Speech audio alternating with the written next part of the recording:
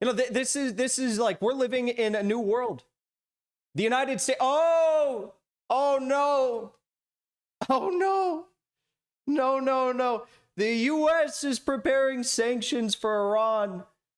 Jake Sullivan, the genius Jake Sullivan says, oh wait, Iran, you just made a big mistake. You just made a big mistake, Raisi. You just made it. We're going to sanction you.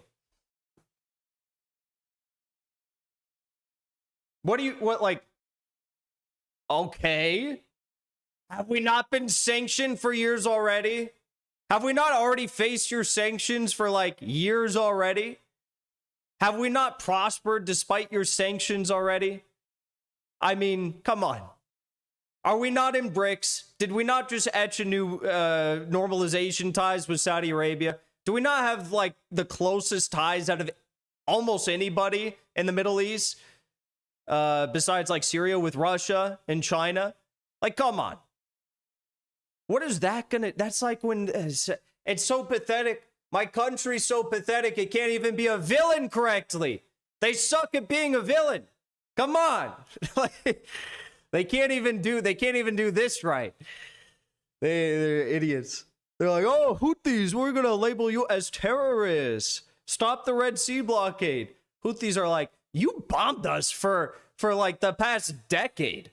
Who the fuck cares about a terrorist label? You know? Who cares? You're gonna sanction us? You're gonna withdraw our visas? We don't want to come to LA. We don't want to come to New York. We don't want to go to Miami. We don't want to go to Atlanta. We don't want to go to Chicago. We're the Houthis. We don't want to go there. We don't want to go to West Hollywood. Like, what do they think they're gonna do? Come on. They can't even do the villain part correctly. Come on. Okay, what else we got here? President Biden asked Iran to... Oh, God.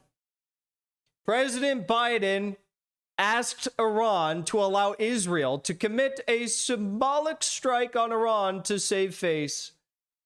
Pretty please, Mr. Supreme Leader, will you allow us to symbolically strike your sovereign soil? Like, what type of a world are we? No, you bombed the consulate. They responded. This is a response. There's no saving face. You started this shit. Like, imagine if you're in grade school, right? Imagine if you're in grade school. You got the big bully and you got the little nerdy twerpy kid, okay? The big bully walks into class. He sucker punches the nerdy twig kid, and the nerdy twig kid looks up. He looks up at the bully, and he just starts going ham, beats the shit out of him.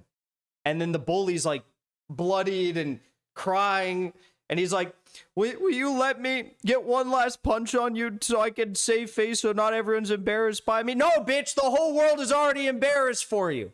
The whole world saw what happened. The whole world is already embarrassed for you. I mean, they humiliated you. They humiliated you. There's nothing you can do to, you know what, you know what's more humiliating than just taking your L and moving on and saying like, all right, time to wrap up the genocide, time to stop all this madness. You know what's more humiliating? Striking a random piece of dirt in Iran and acting like you're now like the strong guy.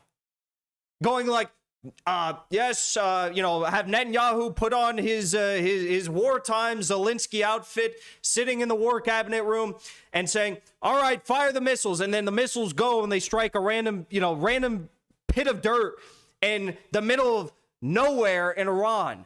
That's humiliating. That's shameful. At least have some self-respect. Have some dignity. Like, what are you going to do? Well, now they're saying maybe they won't do this symbolic strike. Now they're saying maybe we're going to do something else. And make no mistake about it. They bomb a random strip of dirt, or they bomb an alleged nuclear facility. If I'm Iran, which I'm not here to tell them what to do. But if I was Iran, I'd say, time to send them over.